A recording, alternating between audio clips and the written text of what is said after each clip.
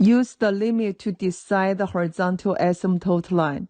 If a horizontal asymptote line exists, find the intersection of HA, that's horizontal asymptote line, and a rational function. For this diagram, horizontal asymptote line, we can use this limit to figure out.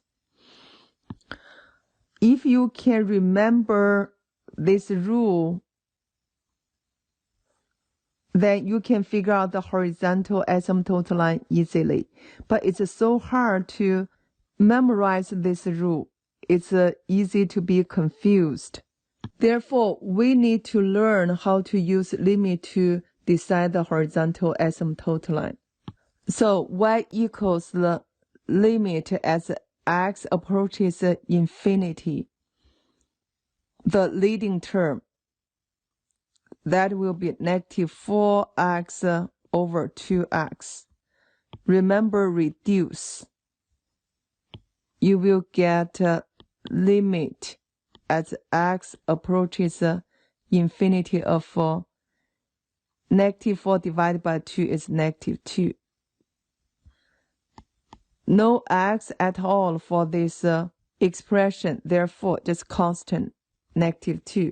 So y equals negative 2 will be the horizontal asymptote line. So how to figure out the intersection of horizontal asymptote line and the rational function?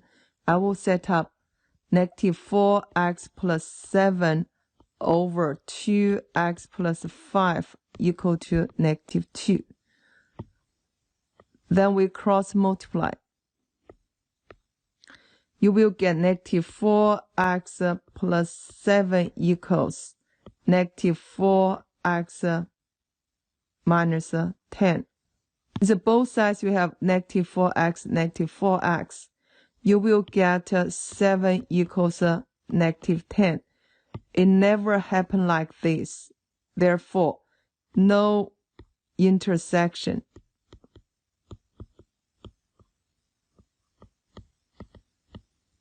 Remember, generally speaking, for rational function that is linear over linear, then your horizontal asymptote line won't intersect the rational function. For number 11, we're still looking for the limits of leading term of rational function. So we got negative 4x third power 3x squared. Remember, reduce first. Therefore, we got limit as x approaches infinity, negative 4x over 3.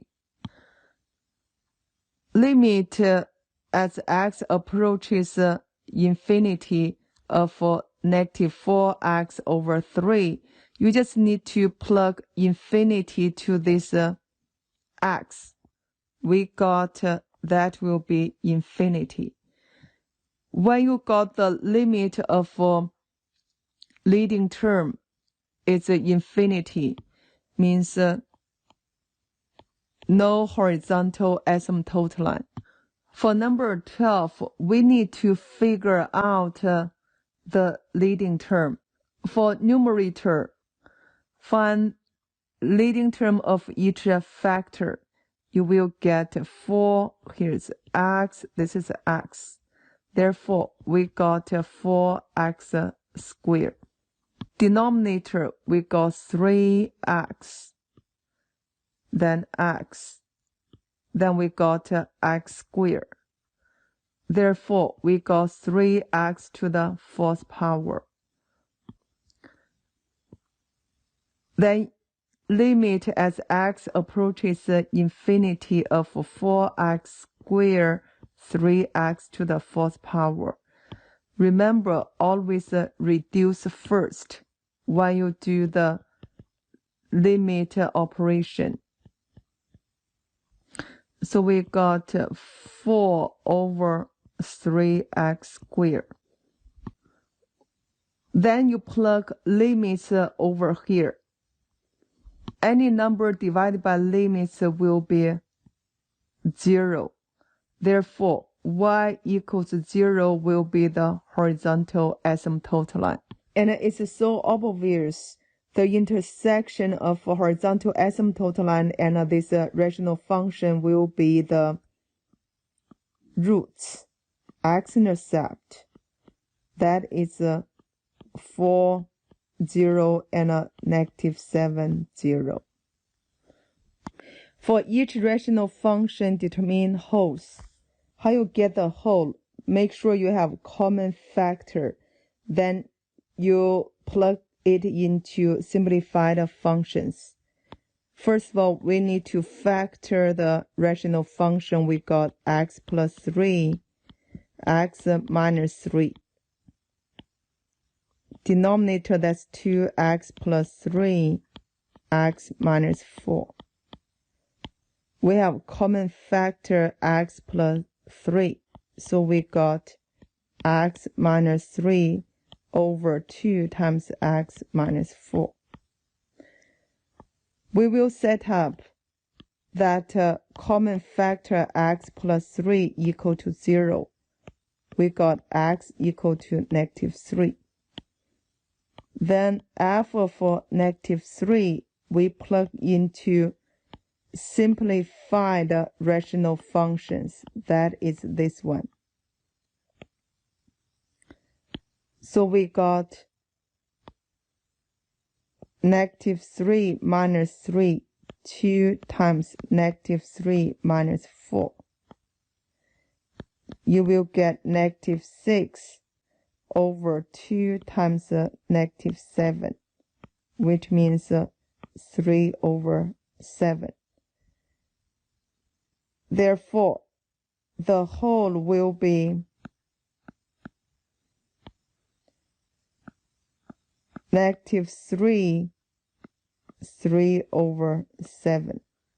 Now let's go to 18. Still, we need to factor top and bottom.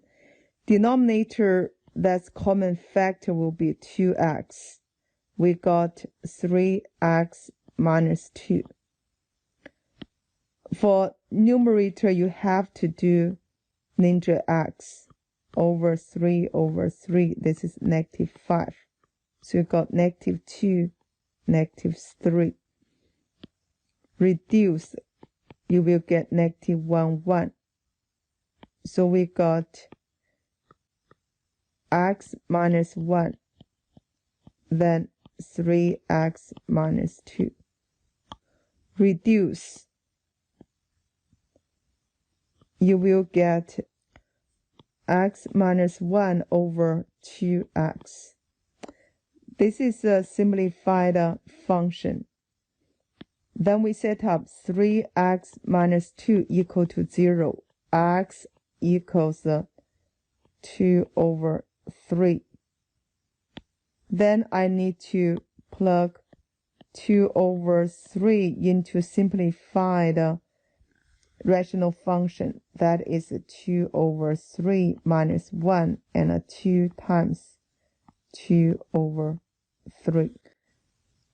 And you will get this over 1 cross multiply. That will be negative 1 over 3. Denominator, you will get 4 over 3. So negative 1 over 4. Because the same denominator reduce, you get negative 1 over 4. Therefore, the whole for this rational function will be 2 over 3, negative 1 over 4. For each rational function, determine oblique asymptote line. Oblique asymptote line, keywords is 1 more degree. Use synthetic or long division to figure that out. For 21, we can use synthetic division. We set up 2x minus 3 equals 0. X equals 3 over 2. So we set up 3 over 2. Get the 2, negative 4, and 1. bring down, that's 2. 2 times 3 over 2, that's 3. Adding, you will get -1. You can stop here because this is x squared, here is x. This is a quotient. 2x minus 1 is the quotient. Therefore, the oblique asymptote line, that is y equals 2x minus 1. When you're working on oblique asymptote line, our goal is get the quotient. For 24, you can either use a synthetic division or long division. I will do the both to show you. For synthetic division, I will set up x plus 4 equal to 0, x equals -4, x minus 3 equal to 0, x equals 3. So we do the -4 first. You got the 2. Remember, no missing term. So we got this one. Because we write down the numerator as 0x squared plus 0x plus 0. Drop down the first number, that is 2. So multiply -8, adding -8. Multiply 32, adding is 32. Since our goal is only quotient, this one will be remainder. We don't care about that. Let's do 3 this time. So we got the 2, 6, -2. This will be the remainder. Therefore, here is x third power. Since we did twice synthetic division, that is 2x minus 2, that will be oblique asymptote line. If I want to use long division, you have to do the FOIL first. Then you can do long division. So we got 2x third power plus 0x squared plus 0x plus 0 divided by x squared plus x minus 12. First term divide, that 2x third power divided by x squared equals 2x. So 2x. Then multiply. It will be same as the first term. Then plus 2x squared minus 24x. Then change the sign, adding.